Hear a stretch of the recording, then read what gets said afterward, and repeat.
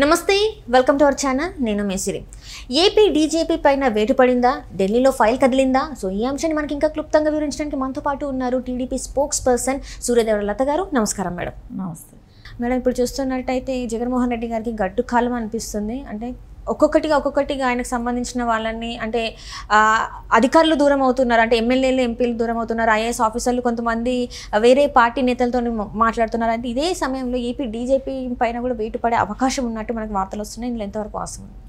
ఇది ఎప్పుడో జరుగుండాలి, చాలా లేట్ అయిందని అనుకుంటున్నాం.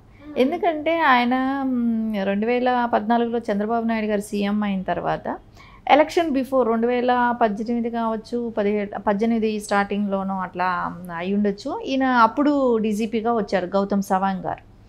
సో ఎలక్షన్లు అయినాయి. సో అయిన తర్వాత నుంచి కూడా ఆయన ఎప్పుడూ కూడా అంటే వివేకానంద గారి హత్య కానివ్వండి, కోడికత్తి సీనుది కానివ్వండి, ఇవన్నీ చూస్తే కూడా మనకు అర్థమవుతుంది. ఈయన డీజీపీగా ఉన్న పీరియడ్లోనే ఇవన్నీ జరిగాయి కూడా. ఈయన ఏం ఇన్వెస్టిగేషన్ చేశాడు, ఏం చేశాడు అంటే చంద్రబాబు గారి టైంలోనే ఆయన డీజీపీగా ఉంటూ జగన్మోహన్ రెడ్డికి తొత్తులాగా పనిచేశాడు అనేది, అప్పటి నుంచే పనిచేస్తున్నాడు అనేది అర్థమవుతుంది. ఎందుకంటే ఈ 2 హత్యలే కానివ్వండి, ఒక ఇన్వెస్టిగేషన్ చేసిన విధానమే కానీ, కోడికత్తి సీనుని గురించి కూడా ఆ రోజుల్లో ఆయన చేతిలో డీజీపీగా ఉంటేనే ఆయన బయట పబ్లిక్ స్టేట్మెంట్ ఇవ్వలేకపోయాడు. వివేకానంద రెడ్డి గారి హత్యను గురించి స్టేట్ గవర్నమెంట్ ఎలాంటి ఇది చేయలేకపోయింది. ఎందుకంటే అప్పట్లో ఆయన సీఎం కాదు కదా, జగన్మోహన్ రెడ్డి సీఎం కాదు. అలాంటి టైంలో కూడా జగన్మోహన్ రెడ్డికి పనిచేశాడు. ఒక డిపార్ట్మెంట్ వ్యక్తి, ఒక డీజీపీ లాంటి వ్యక్తి పనిచేస్తే మిగతా క్యాడర్ పోలీస్ డిపార్ట్మెంట్ అంతా ఎలా పనిచేస్తుంది? సో ఈ ఒక్క విషయానికి మనకు అర్థమవుతుంది కదా డిపార్ట్మెంట్లో ఎంత పొల్యూటెడ్ అయిపోయారు వీళ్ళందరూ అని. ఎందుకంటే పై స్థాయి వాళ్ళే ఇలా ఉంటే కింద స్థాయికి వచ్చేటప్పటికి వాళ్ళ పరిస్థితులు ఎలా ఉంటాయి అనేది ఒకటి ఆలోచనకు వస్తుంది మనకందరికీ. ఏది ఏమైనా కూడా సవాంగ్ గారిని ఇదివరకే తీసేసి ఉండాలి. ఎందుకంటే ఆయన టైం పీరియడ్ కూడా అయిపోయింది. అయిపోయినా మళ్ళీ ఆయనే ఉన్నారు, ఎక్స్టెన్షన్ చేసుకున్నారు, మళ్ళీ ఆయనే ఉంటున్నారు. అంటే జగన్మోహన్ రెడ్డికి చెంచాలాగా తయారయ్యాడే కానీ ఆయన ఒక ఎక్కడ కూడా పోలీస్ డిపార్ట్మెంట్గా పనిచేసిన విధానమే కానీ ఏపీలో ఎక్కడ కూడా పోలీసుగా పనిచేయలేదు. వాళ్ళు ఒక పొలిటీషియన్స్ లాగానే, వాళ్ళు ఒక రాజకీయంలో వాళ్ళకు ఒక అంటే ఒక కాకి బట్టలు వేసుకున్న ఒక పొలిటీషియన్స్ వీళ్ళు కూడా అలా తయారయ్యారు. సో ఇప్పుడు పైనాయకు డీజీపీ లాంటి వాడు కరెక్ట్గా ఉంటే కింద స్థాయిలో ఉన్న పోలీస్ కరెక్ట్గా ఉంటాడు. డీజీపీ అలా ఉన్నప్పుడు కింద స్థాయి పోలీసు ఎలా ఉంటారమ్మా? ఇంకా అందరూ అలాగే ఉన్నారు. సో అదే చేశారు. అందుకని ఇది ఎప్పుడో వచ్చి ఉండాలి. కానీ ఎలక్షన్ కమిషన్ కూడా ఆలోచించుంటారు. ఎందుకంటే ఈయన ఇప్పటికి 6 ఇయర్స్గా ఇదే స్టేట్లో ఉన్నాడు. సో ఈయనని ట్రాన్స్ఫర్ చేయాల్సిన అవసరం ఉంది. ఎలక్షన్స్ వస్తున్నాయి. ఈయన హయాంలోనే చాలామంది చనిపోవటమే కానివ్వండి, అంటే మొన్న కరోనా టైంలో మాస్కులు అడిగితే ఒక డాక్టర్ని, ఒక దళితుడిని మాస్కులు అడిగిన పుణ్యానికి పిచ్చోడిని చేసి కరెంట్ షాక్ పెట్టి అసలు నానా ఘోరంగా చంపారు. ప్రతి చోట వైఎస్ఆర్సీపీ చేసే ప్రతి అరాచకంలోనూ డిపార్ట్మెంట్ హ్యాండ్ కనపడుతూనే ఉంది. అలా కనపడుతుండడానికి కారణం ఏంటి? డీజీపీ కరెక్ట్గా ఉంటే డిపార్ట్మెంట్ అంతా చక్కగా ఉంటుంది కదా. డీజీపీ కరెక్ట్ లేడు కదా. డీజీపీ దగ్గర నుంచే స్టార్ట్ అయ్యింది. సో ఖచ్చితంగా పోలీస్ డిపార్ట్మెంట్ కూడా ఇట్లాంటి పనులు ఇలాంటి నుంచి తీసుకొచ్చి మీకు సొమ్ము జీతాలు పే చేయట్లేదు, ప్రజలు కట్టే ట్యాక్స్లో నుంచి వస్తున్నాయి. ఆ సొమ్ముతో మీరు ఉన్నారు కాబట్టి మీరు ప్రజల కోసం పనిచేయండి. అంతేగాని సీఎం కోసం పనిచేయటం, జగన్మోహన్ రెడ్డి ఈరోజు ఉంటాడు, రేపు దిగిపోతాడు, నెక్స్ట్ ఇంకో సీఎం వస్తారు.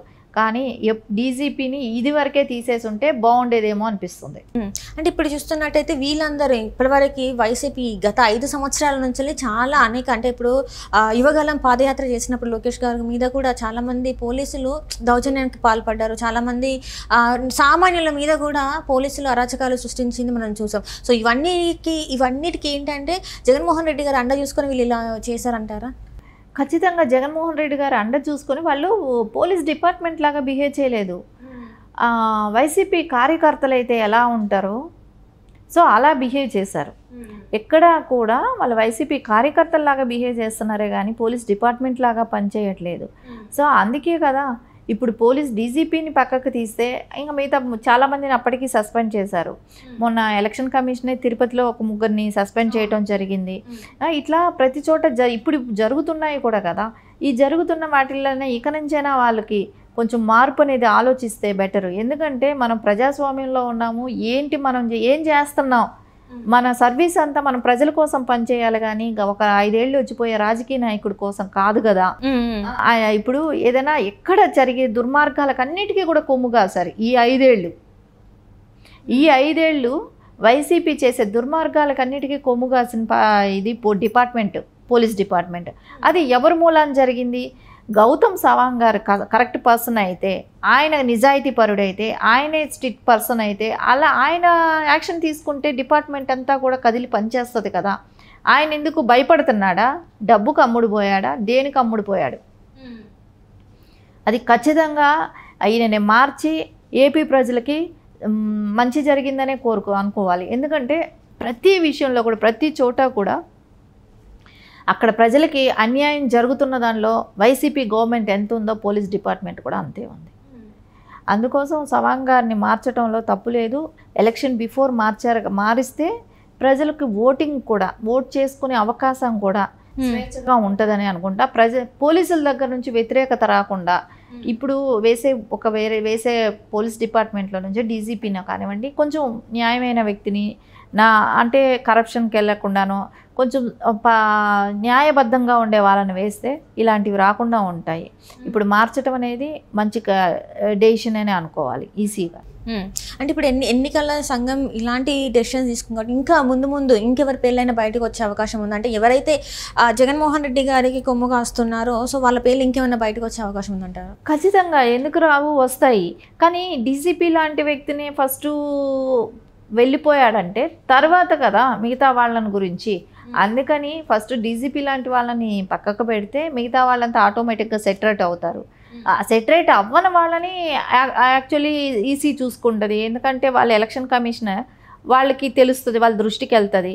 సో వాళ్ళే యాక్షన్ తీసుకుంటారు.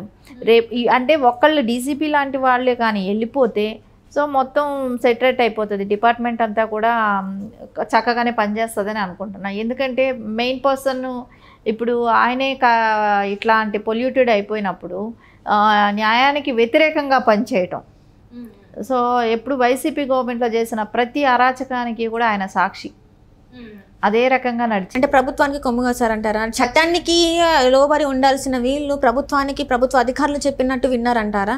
ఖచ్చితంగా అదే చేశారు. ఎందుకంటే ప్రభుత్వంలో ఏది జరిగినా కూడా వీళ్ళు పక్క నుండి కొమ్ము కాశారు. వాళ్ళకి కాసి చేసిన పనులు అంటే ఒక చంపటమే కానివ్వండి, అమ్మాయిలను రేప్ చేసిన చేసినప్పుడే కానివ్వండి, పిల్లల్ని చంపటమే కానివ్వండి, మిస్సింగ్ కేసులు ఎన్నో నడుస్తున్నాయి.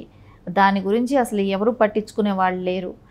తర్వాత ఈ గంజాయి, డ్రగ్స్ ఇవన్నీ కూడా అట్లాగే తయారయ్యారు. సో వీటికన్నిటికీ కారణం డీజీపీ గారిని మారిస్తేనే ఏపీ ప్రజలకి న్యాయం జరుగుతుంది. Right ma'am, right. Thank you so much.